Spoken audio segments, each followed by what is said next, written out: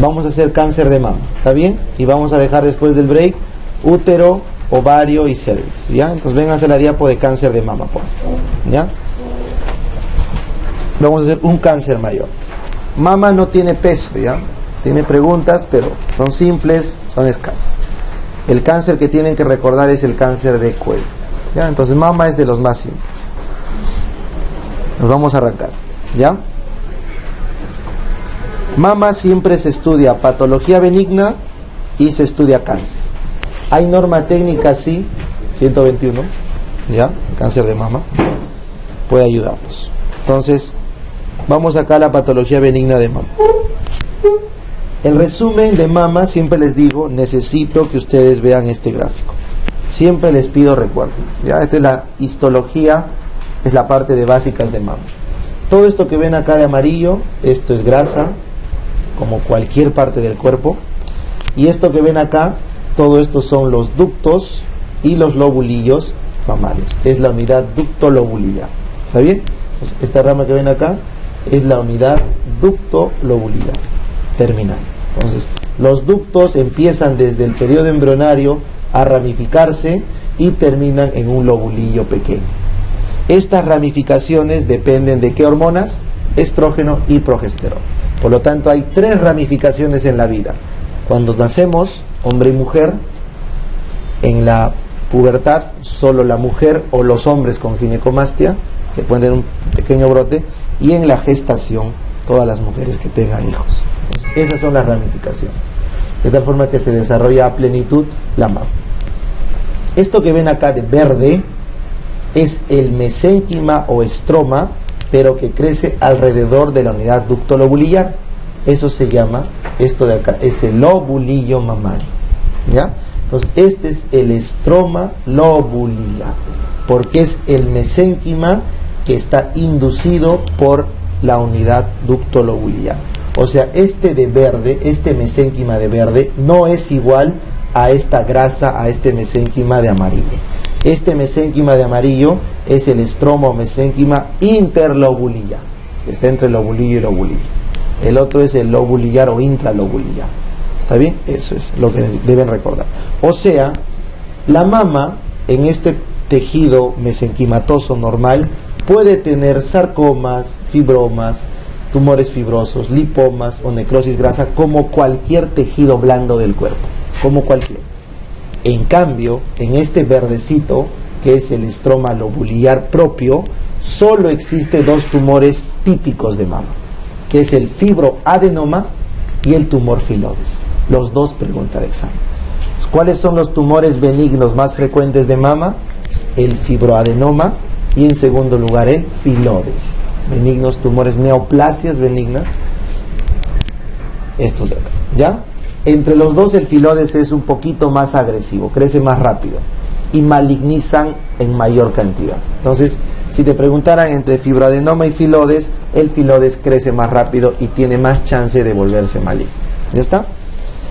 En cambio, si te preguntan cuál es el lugar donde asienta el cáncer en la mama, entonces es en la unidad ducto-lobulillar terminal.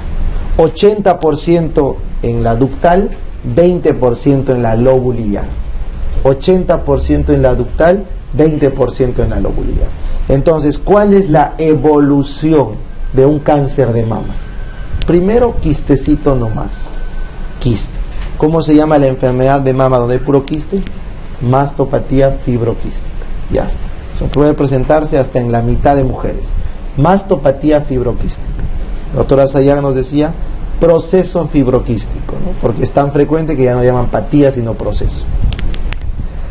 Luego, si esta mujer tiene mucho estrógeno, mucha progesterona, factores de riesgo, alteraciones genéticas, lo que tú quieras, este quiste se puede degenerar primero a una adenosis esclerosante.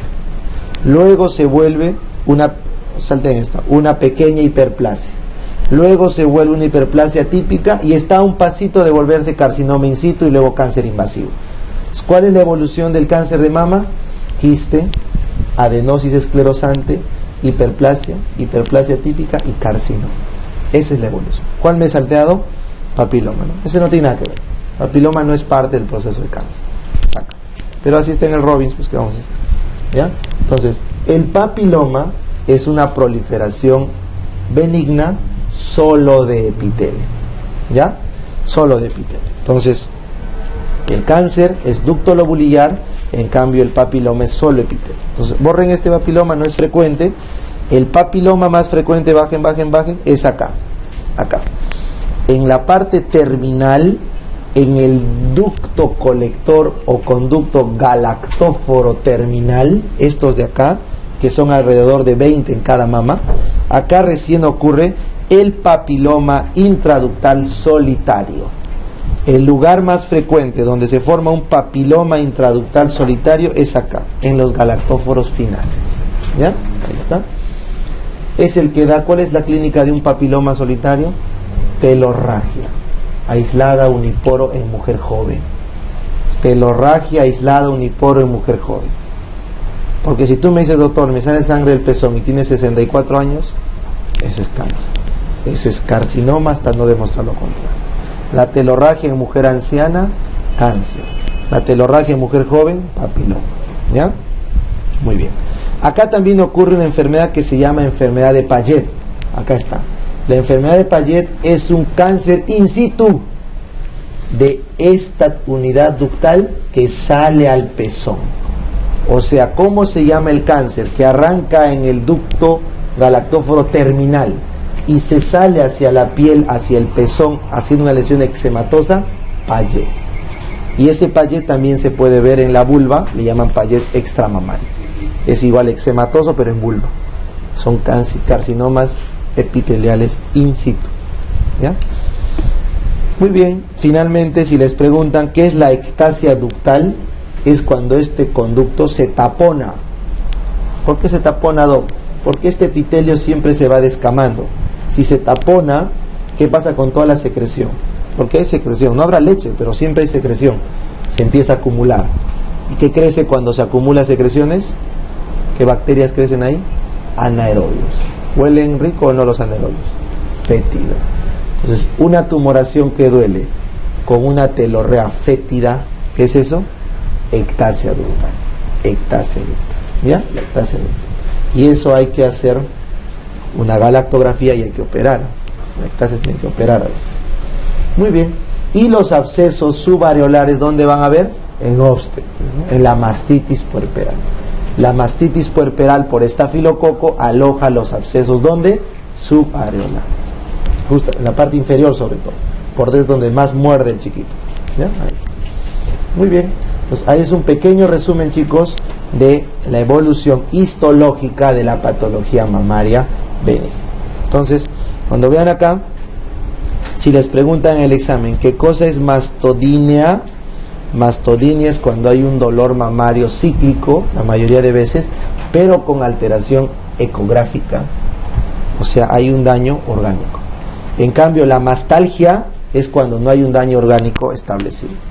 O sea, si una paciente les dice, doctor, me duelen las mamas, ponte cada vez que voy a arreglar, le hacemos una eco y no hay nada, entonces eso se llama una mastalgia cíclica. Salud. Porque le duele probablemente por las hormonas. Doctor, me duele cada vez que voy a arreglar. Te hago una eco y encuentro un montón de quistes. Eso sería una mastodinia, porque ya hay un daño orgánico. Esa fue una pregunta en el reciente del 2015. ¿Ya? Esa es biología. Ginecomastia es cuando le crece, hay una ramificación patológica ¿en quién? En el hombre. ¿Cuáles son los 3 únicos momentos que un hombre puede tener una ramificación de los ductos? En recién nacido, cuando es adolescente o anciano, cuando ya el testículo baja la testosterona y predominan estrógenos. Eso es una ginecomastia. La causa más frecuente de ginecomastia o es pubertad, porque le está ganando tu adrenal a tu testículo. Bueno, la adrenal produce más estrógeno y el testículo todavía no madura. Luego se nivela y se arregla todo. Entonces, la ginecomastia más frecuente es en la pubertad del varón o cuando recibe drogas. ¿Qué droga les dije ayer que bloqueaba los receptores de aldosterona y de testosterona? Espirono. O sea, un cirrótico que recibe espirono va a ser ginecomastia. Ya está. Pregunta también. ¿Y la galactorrea qué es? Secreción de leche multiporo bilateral. galactorrea es multiporo bilateral. Todas las galactorreas, bueno, la gran mayoría se explican por hiperprolactinemia. ¿Puede haber galactorrea sin hiperprolactinemia? Claro. Una inflamación severa de mama hace que salga leche, pero la mayor cantidad de veces es por hiperprolactinemia. Y cuando lleven endocrino, ¿cuál es la principal causa de hiperprolactinemia? Drogas que interfieran la inhibición dopaminérgica. ¿Ya? Eso van a ver en endocrino. ¿Dónde se ve mastitis aguda?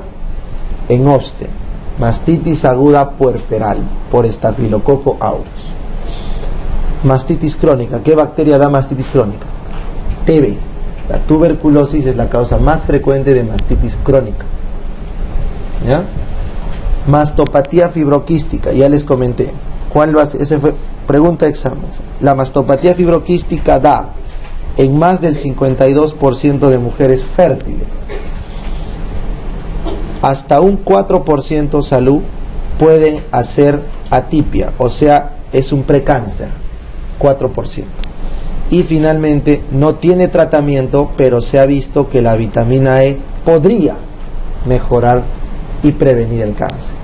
No hay tratamiento, pero podría. Entonces, los 3 datos de la mastopatía son: es una patología benigna, la mujer se queja de dolor, mastodinia cíclica, tiene masas en ambas mamas, más de la mitad lo tienen, 4% pueden ser atipias, precánceres, y se trata solamente con vitamina E preventiva de cáncer, que no tiene evidencia médica, pero hay artículos y está en la pregunta del residentado 2015. Mastopatía fibroquística, se puede prevenir cáncer con vitamina E. ¿Ya está? Ya les hablé de la ectasia. ¿Qué es necrosis grasa? Es cuando hay traumatismo. Cuando hay un golpe en la mama, se forma necrosis grasa. Eso es un signo de violencia de género en medicina legal. Es muy difícil que una mujer se golpee la mama accidentalmente. Es violencia. ¿Ya? Muy bien. Finalmente, ¿cuál es la neoplasia benigna más frecuente de mama? El fibroadenoma. 75% de todas las neoplasias benignas son fibroadenomas. ¿Cómo se diagnostica un fibroadenoma? ¿Con qué es suficiente? Con una eco. Una eco de patología benigna en una mujer joven, menor a 30 años, es suficiente para hacer el diagnóstico. No hay que biopsia. Y se opera dependiendo del tamaño y del riesgo familiar. Eso ya se evalúa. Cuando la chica es joven, el tumor es menos de 2 a 3 centímetros y no hay riesgo de cáncer de mama en la familia, no se opera. Porque imagínate un tajazo ahí, ¿no es cierto? Entonces, ¿cuándo se opera? Cuando la mujer es mayor a 30, hay riesgo familiar de cáncer o el fibroadenoma es más de 3 centímetros. Ahí se opera. ¿Ya? Pregunta el residentado, fresquita, ¿qué es el filodes? Igual, es un tumor de estroma, pero ¿qué se diferencia? Crece rápido, crece más rápido que el fibroadenoma. Y este filodes sí requiere cuadrantectomía. Eso es lo malo. ¿Ya? Cuarto de mama. ¿Por qué do? Porque crece muy rápido. El cirujano le hace tumorectomía y le gana, le vuelve a crecer. Otra tumorectomía, le sigue creciendo. Entonces, si tienen una paciente con filodes, cuadrantectomía y seguimiento estricto porque malignizan. Hay bastante chance de malignar. Y el papiloma intraductal que daba, les dije, telorragia uniporo en mujer joven. Menor a 50 años, con telorragia uniporo, sin miedo, marca papiloma. ¿Ya? Muy bien. Entonces, ese es un pequeño repaso de patología benigna. No se preocupen, en el banco de preguntas ha venido una mastodinia, ha venido una ginecomastia, en endocrino siempre viene galactorrea, vino mastitis aguda, vino la vitamina E del proceso fibroquístico, vino ectasia, vino 2 de fibroadenoma y una de filodes ahora último, y un montón de papilomas intraductales, ¿no es cierto? Entonces acá está resumido toda la patología benigna del banco, son pequeños. El grueso de preguntas recaen sobre cáncer de mama. ¿Ya? Vamos a hablar de cáncer de mama. Muy bien, entonces vamos a hablar acá de los factores de riesgo, aspectos generales, clínica, gold standard y en esta lámina tratamiento. ¿Ya, chicos? Toque nomás mama. Siempre les digo, recuerden, el cáncer de mama es la primera causa de muerte en la mujer por cáncer, inclusive según el INEGI. ¿Ya? Primera causa de muerte. El cáncer más frecuente es cervix, pero primera causa de muerte por cáncer, inclusive en el INEGI. Pero en ciudad. Si tú le pones todo el Perú, entonces queda en segundo lugar. Lo que yo quiero que recuerden es la primera causa de muerte por cáncer en todo el mundo. Si lees el reporte de la OMS, es la primera causa de muerte en la mujer, incluso para el INEM de Perú, en ciudad, Trujillo, Cusco, Lima, Arequipa, y es la segunda a nivel nacional, después de cervix. ¿Ya? Primer concepto. Segundo concepto, las mujeres tienen un riesgo de hasta 13%, les he puesto 12, que es lo que dice en el Mirasturias, de riesgo de cáncer de mama en vida. O sea, 1 de cada 10 mujeres puede hacer cáncer de mama. Por eso es el cáncer más frecuente de todos. ¿Ya? Tercer concepto, 70% de ese 12% lo van a hacer esporádico.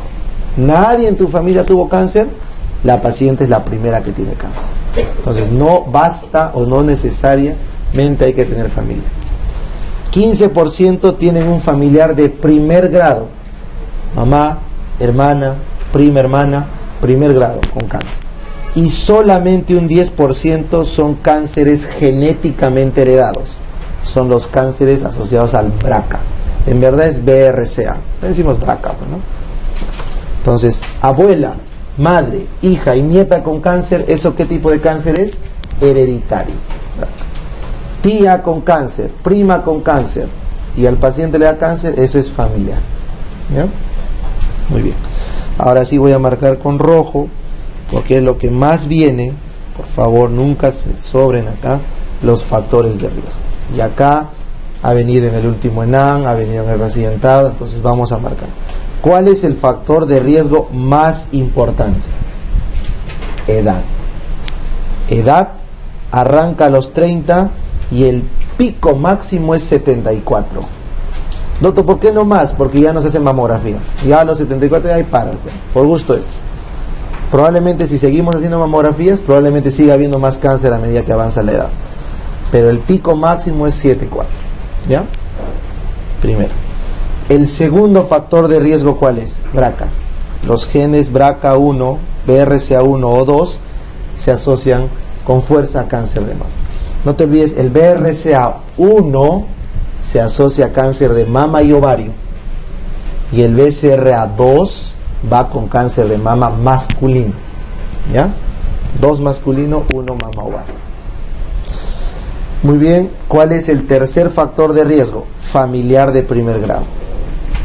Prima, hermana, tía, primer grado, ese es factor de riesgo fuerte. Eso que he marcado con rojo son los más importantes. Primero edad, luego BRCA, luego familia. No lo olviden. Ahora vamos a marcar los demás. Cualquier estado de exposición estrogénica alta, una menarquia antes de los 12, un parto pasado los 30 o una menopausia mayor de 55 años, quiere decir que has estado expuesta a mucho estrógeno. Si has usado anticonceptivos, es un cachito de riesgo, sobre todo si lo has usado más de 5 años seguido.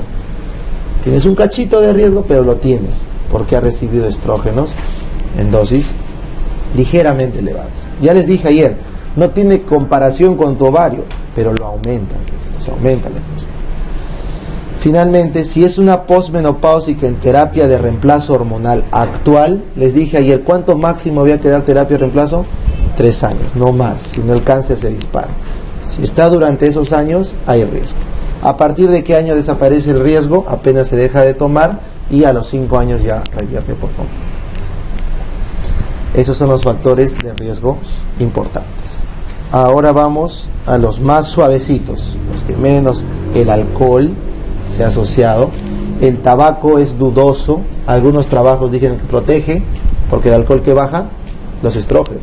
el tabaco adelanta la menopausia porque baja los estrógenos. Entonces algunos trabajos dicen que protege de cáncer de mama, protege de Crohn, colitis ulcerativa. El tabaco en algunas enfermedades puede proteger, pero el alcohol sí está demostrado en mama. Densidad mamaria. Si tienes una señora que toda la vida le sale BI-RADS 0, es riesgo de cáncer, porque no se puede usar la mamografía bien. Si tienes una densidad ósea muy fuerte, o sea, tiene buenos huesos, que bacán, doctor, tengo buenos huesos, ¿eso qué significa? Que tienes buen estrógeno, riesgo de cáncer de mama. ¿Ya? Es otro. Claro. Patología benigna. No, doctor, a mí solo quistecitos nomás me encontraba. Ya pues, 4% de tus quistecitos pueden ser atipia, riesgo de cáncer de mama. ¿Ya? Eso hay que ser bien enfáticos, porque hay muchas mujeres que tienen que saber los riesgos que están corriendo con el cáncer de mama. Y si tuvieron la mala suerte de que salió una atipia o hiperplasia, también es factor de riesgo, ¿no? Entonces, eso que he marcado con verde son los que menos conocemos, los más raros, y por eso deben recordar. Alcoholismo, una densidad mamaria en el BI-RADS elevada, una densidad ósea elevada, una patología antigua benigna o una atipia o hiperplasia, ese es riesgo. ¿Ya? Para fines de conocimiento, todavía no ha venido en el examen, debería venir factores protectores. ¿Qué protege del cáncer de mama? Lactancia materna exclusiva más de 16 meses. O sea, eso implica 3 hijos a 6 meses o uno que le den, ¿no? Parejo, ¿no? Lactancia materna exclusiva protege. Multípara de 5 hijos, no se olvide. Más de 5 hijos es factor protector. Ejercicio, IMC menos de 23. Acá hay un error con la norma técnica peruana. La norma técnica peruana dice que la obesidad es factor de riesgo. Falso. El ejercicio y estar delgada es factor protector. No es lo mismo. No es lo mismo que sea factor de riesgo que sea protector. Entonces, el ser delgada y hacer ejercicio protege, pero el ser obesa no es riesgo. Eso deben recordar. ¿Ya? Es diferente. Y si les preguntan, porque esto sí lo voy a marcar, fue pregunta del MIR, la mejor forma de prevenir el cáncer de mama es la oforectomía bilateral antes de los 35. Obviamente nadie se va a sacar los ovarios solo por prevención, pero si tuviera una enfermedad que lo amerita, protege 70% del cáncer de mama. ¿Ya? Y también se ha visto que la aspirina protege. Pues ahí les he traído, chicos, los factores de riesgo. Hasta acá que he subrayado es pregunta casi fija en mama, porque lo que más viene son factores de riesgo. ¿Ya? Ahora seguimos avanzando, los tipos. ¿Ya? Esto es una pregunta antigüita. ¿Cuáles son los tipos de cánceres de mama? El epitelial, que es el más frecuente, recuerdan, el ductal 80% y el lobulillar el resto. Y acá les pone 8% porque el otro 12% es mixto. Pero recuerden, el ductal es 80%, el lobulillar el resto. ¿Ya? ¿Cuál es peor? El lobulillar. El lobulillar es peor pronóstico. ¿Ya? ¿Y cuál es el ductal más frecuente? El tipo Comedo. El ductal tipo Comedo. ¿Ya? Y esos son datos. Subtipos, ojito, por si acaso. Ya debe venir, ya le toca. Cuando uno hace una evaluación del cáncer, no basta con decir ductal o lobulillar. Tienes que decirme los receptores. Si tiene receptores de estrógeno y progesterona, ¿qué subtipo es? Luminal. El luminal A y B está en función de la presencia de receptores de estrógeno o progesterona. ¿Y qué es el ER2? El que tiene receptores para el factor de crecimiento ER2-neu. ¿No es cierto? Es un factor de crecimiento epidérmico, ER2. ¿Y qué es el basal o triple negativo? Es el que no tiene receptores ER2, no tiene receptor de estrógeno, no tiene receptor de progesterona. Triple negativo. Es el de peor pronóstico. El basal es el de peor pronóstico de todos. ¿Ya? El basal. Finalmente, existe cáncer de mama metastásico. El tumor que más metástasis hace a mama sin contar la mama contralateral, ¿cuál será? Melanoma. ¿Ya? Si te preguntan, de todo tu cuerpo, un tumor que dispara la mama sí o sí frecuente, melanoma o linfoma. Ya que no sea mama, pues, ¿no? Mama contralateral. Entonces, melanoma o linfoma. Y tumores del mesénquima que son raros. ¿Ya está? Preguntan diseminación. ¿Cuál es la forma de crecimiento del tumor o cáncer de mama? Local. Evoluciona a la mama y a los tejidos locales. Pero también hace metástasis ganglional. Y después a distancia. Porque el cáncer de mama se disemina por émbolos. Tanto es así que se considera una enfermedad sistémica. Ninguna mujer, hay ginecólogos que dicen, oncólogos, que nunca se curan del cáncer. Nunca. Por más que 5 años ya no tengan recidiva nada, porque los émbolos de cáncer se han disparado a todo el cuerpo. Es una enfermedad sistémica. ¿Ya? Entonces, el tema con el cáncer de mama es que su crecimiento es local, pero su invasión hacia ganglios y metástasis embolizante lo vuelve una enfermedad sistémica. ¿Ya? Sin embargo, la pregunta de examen es, ¿cuál es el factor pronóstico más importante? Pronóstico, ganglios. El factor pronóstico más importante es el ganglio tomado, ¿sí o no? ¿Ya está? Muy bien, seguimos avanzando. Ahora vamos con el segundo concepto. Después de factores de riesgo, lo que más viene es clínica y diagnóstico. ¿Ya? Felizmente todos estamos bien acá. ¿El cáncer de mama se palpa? Sí. Masa palpable. ¿En qué cuadrante? Superoexterno. Pero el cuadrante medial o superinterno son los de peor pronóstico. Cuando el cáncer de mama está hacia el medio, hace metástasis a la otra mama, al pulmón y al hígado. Entonces los tumores mediales y los superointernos son los de peor pronóstico. ¿Ya? Porque cuando la mama, el tumor está cerca a la línea media, los vasos linfáticos drenan directo al pulmón o al hígado o a la mama contralateral. ¿Está bien? Eso tengan en cuenta. Pero felizmente 3/4 son superexternos. ¿Está? Vamos acá. 10% pueden debutar como una telorrea hemática. Ahí está, mire, puntito, telorrea uniporo. Les dije, en mujer joven papiloma, en mujer anciana cáncer. Está tu pregunta de examen. Y solo un 2.7% aparecen con retracción. Miren esa retracción del pezón, porque se toma los ligamentos de Cooper. O sea, la pregunta de examen, ¿cuál es el signo más tardío? Retracción. La retracción cutánea es tardía, porque se toma el ligamento de Cooper. ¿Ya? Hay adenopatía en casi un 40% de casos y puede haber mastodinia asociada, porque los cánceres de mama suelen venir a veces de una mastopatía fibroquística. Ahí está. Así con rojo. Pregunta recontra repetida. ¿Cuál es el gran screening de mama? Según nuestra norma, mayores de 40 años, mamografía anual. Los ingleses hacen mamografía bianual pasados los 49 años. Nuestra norma está basada en la NCCN. Y la NCCN dice screening a las mayores de 40 anual. 2 incidencias, cráneo caudal y oblicuo medio lateral, ¿cierto? Y en la segunda toma solo una incidencia. ¿Ya? Vamos. Chicos, si la mujer es menor de 40 años, solo se hace si hay factores de riesgo mayores. ¿Cuáles había marcado mayores? BRCA, familiar o edad. Solo si hay BRCA, familiar o edad, es que en este caso la edad no contaría, pues, ¿no? Porque estás menor.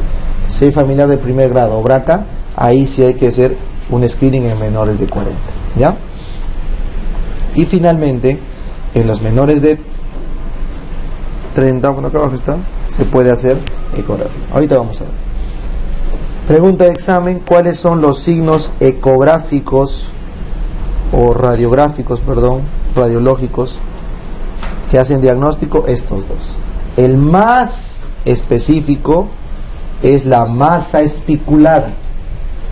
y luego le sigue la microcalcificación agrupada. Eso sí es pregunta de examen, ¿ya? El signo más específico es la masa especulada y luego le sigue la microcalcificación pequeña de menos de medio centímetro agrupada. ¿Cuántos tienen que agruparse? Por lo menos 5 microcalcificaciones, ¿ya? Si ustedes ven cualquier mamografía tiene un montón de microcalcificaciones, pero no agrupadas. ¿Qué significa que están agrupadas? Esto, chicos, esto. Eso se trae este dibujo para eso. Esto que ven acá es un carcinoma ductal. Este es un ducto llenito de células atípicas. Entonces los ductos están así, todos llenitos de células cancerígenas, obviamente, ¿no? Entonces cuando la célula cancerígena muere, ¿qué creen que le pasa? Se calcifica. Entonces en esa necrosis o muerte por el sistema inmune o apoptosis, si es que fuera propio de la célula, se empieza a formar unas calcificaciones y se empieza a ver así, una microcalcificación agrupada. Ese es un foco de cáncer, ¿ya?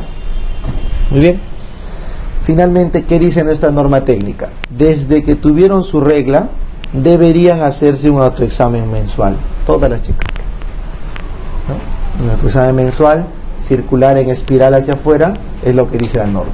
Y deberían hacerse un examen clínico anual a partir de los 30. Todos los años, en su examen ginecológico de rutina, debería haber un examen por un médico. Por un médico. Eso es lo que dice la norma técnica, por si algo. ¿Ya? Finalmente, pregunta de examen: ¿quién confirma el diagnóstico de mama? La biopsia, no lo olvides. ¿A quién se biopsia? A los BI-RADS 4 o BI-RADS 5, a esos dos. En cambio, el BI-RADS 3, ¿qué se hace? Control en 6 meses. Esa es pregunta de examen, ¿no? La radiografía puede arrojar ¿cuántos BI-RADS? 0, 1, 2, 3, 4, 5 y 6. ¿Qué significa 0? No veo nada. ¿Qué significa 6? Ya tiene biopsia. ¿Para qué has pedido mamografía, no? De repente de control, ¿no? Pero ya está diagnosticado con biopsia. ¿Qué significa 1? Limpio, no hay nada. ¿Qué significa 5?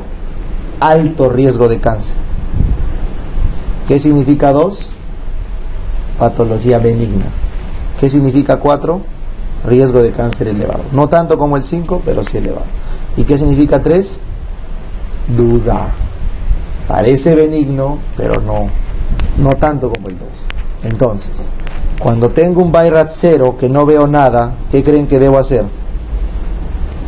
Eco o resonancia. Tengo que cambiar de examen. Si no puedo ver nada, tengo que hacer eco o resonancia. Si tengo un BI-RADS 1 que no hay nada o un BI-RADS 2 benigno, ¿qué hago acá? Nada, ¿no? Control al año como le toca. Si tengo un BI-RADS 3 donde hay duda, ¿qué era el control? A los 6 meses. Y si tengo un BI-RADS 4 o 5, tengo que hacer biopsia. Porque el 6 ya está diagnosticado, es obvio. Por eso acá les he puesto BI-RADS 4 o 5, biopsia, control en 6 meses, BI-RADS 3. ¿Ya? Si la mujer es muy joven, menor de 35, o tiene un BI-RADS 0, ecografía o resonancia. Ecografía dice la norma técnica. Resonancia también recomienda UpToDate. ¿Ya? Finalmente, recuerden que 15% van a ser negativas a la mamo. ¿Por qué, Doc? ¿Por qué? Porque el lobulillar no sale en la mamo. El ductal sale, el lobulillar no. El lobulillar no calcifica, no sale en la mamo. ¿Ya? 30% son cánceres de intervalo. ¿Cómo es eso? El cáncer le salió entre mamo y mamo. Se hizo su mamo en octubre, salió negativo, bonito. Para su siguiente mamo ya tiene un cáncer chiquito. Salió en el intervalo. ¿Ya? Y finalmente, solo cuando la paciente tiene un estadio 3 o 4, o sea, ya está avanzado su cáncer, eso vamos a ver en la siguiente lámina, se pide placa de tórax, ecoabdominal y gammagrafía. Es lo que dice la norma técnica, ¿ya? La norma técnica dice que la única indicación para otros exámenes auxiliares es cuando el cáncer de mama está en estadio avanzado, 3 o 4. ¿Está? Muy bien, esto les voy a poner con rojo porque les complicó en un examen, hubo una pregunta tranca, ¿no? Las lesiones no palpables, poco palpables, se pueden biopsiar de la siguiente forma. Entonces, el BAF, biopsia por aguja fina, se prefiere para ganglios. El BAF, biopsia por aguja gruesa, cilindro, el cilindro core o el Trucut, todas estas opciones se optan para lesiones que se ven en la mamografía, profundas. Biopsia aguja gruesa, cilindro core o Trucut. ¿Ya? Son técnicas.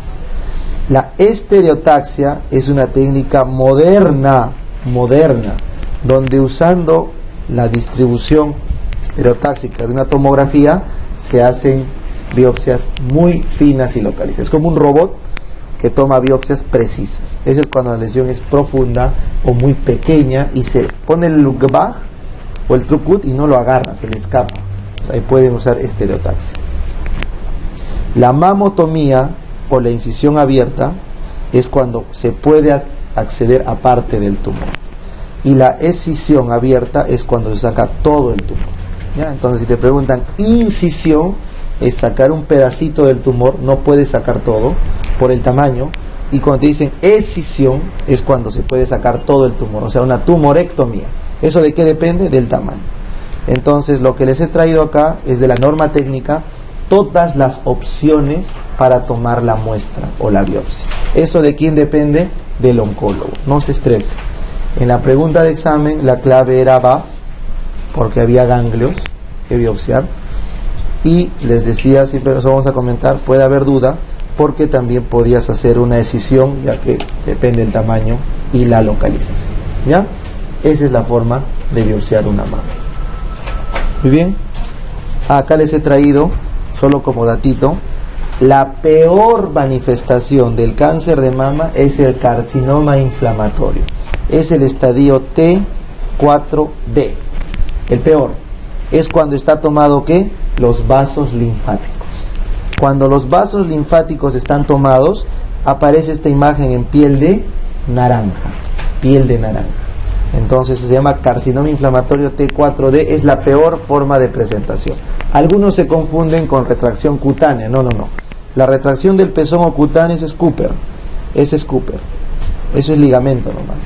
La piel de naranja, eso es linfangitis carcinómatos. ¿Ya? Muy bien.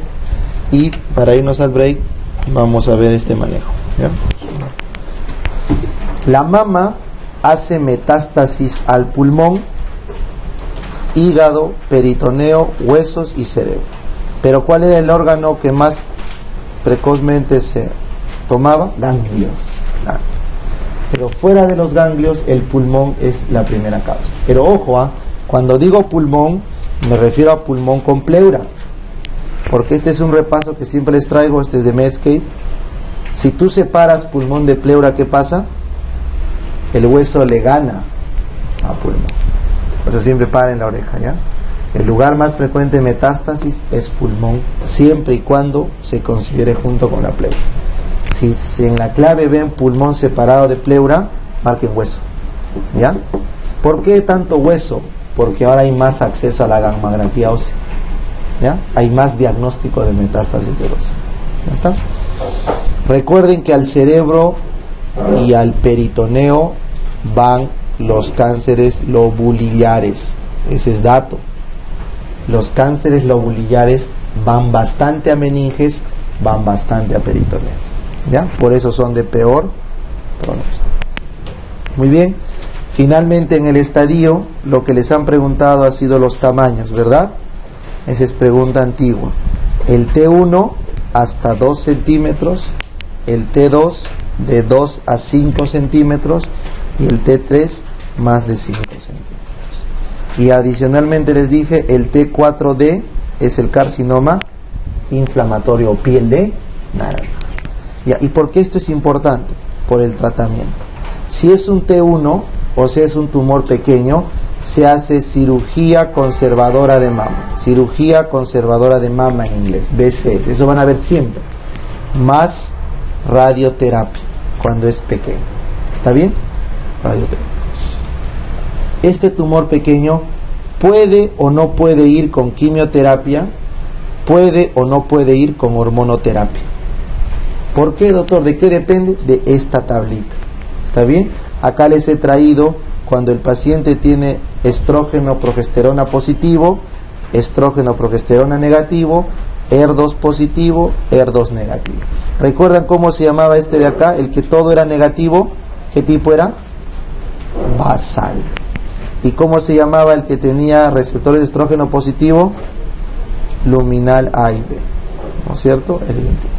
Y el otro es el ER2 solamente. Entonces, en función de esto y del tamaño, se va a ver si le ponen quimio, si le ponen hormonoterapia o si le ponen, ¿cómo se llama el medicamento que bloquea el ER2? Trastuzumab. Es un monoclonal que tarde o temprano va a venir. Trastuzumab. ¿Ya? Entonces, esa es la recomendación. No vamos a ahondar, acá está el resumen, lo puedes leer, pero cuando es pequeño tienes esta opción. Cirugía conservadora de mama, radioterapia y la quimio, hormono con tamoxifeno o el trastuzumab es dependiendo del tipo el subtipo de cáncer. En cambio, chicos, cuando tienes un T2, cuando ya es más de 2 centímetros, el T2, que hay que hacer sí o sí, cirugía radical, o sea, una mastectomía tipo Madden, sacas todo, y obligado que hay que hacerle quimioterapia. Ahí no hay negociación, porque es grandote. Y cuando es más de 5, T3, que hay que hacer quimioterapia neoadyuvante. Primero le dan quimio, luego cirugía reductora, mastectomía radical, y luego quimioterapia adyuvante para terminar de matar. Entonces, la diferencia lo hace el tamaño del tumor, ¿ya? Y el pronóstico, ¿quién lo hacía? El ganglio. La diferencia del manejo lo hace el tamaño de tumor. El pronóstico lo da el ganglio. Ese es el peso, ¿ya? Cuando digo cirugía radical, es mastectomía más linfadenectomía. Sacan la mama y 10 ganglios de todos los niveles de verga, ¿ya? Infrarretro y suprapectoral. Esos son los niveles de verga. Ya eso ya es más complicado. Pero igual como es mama, yo sé que les interesa.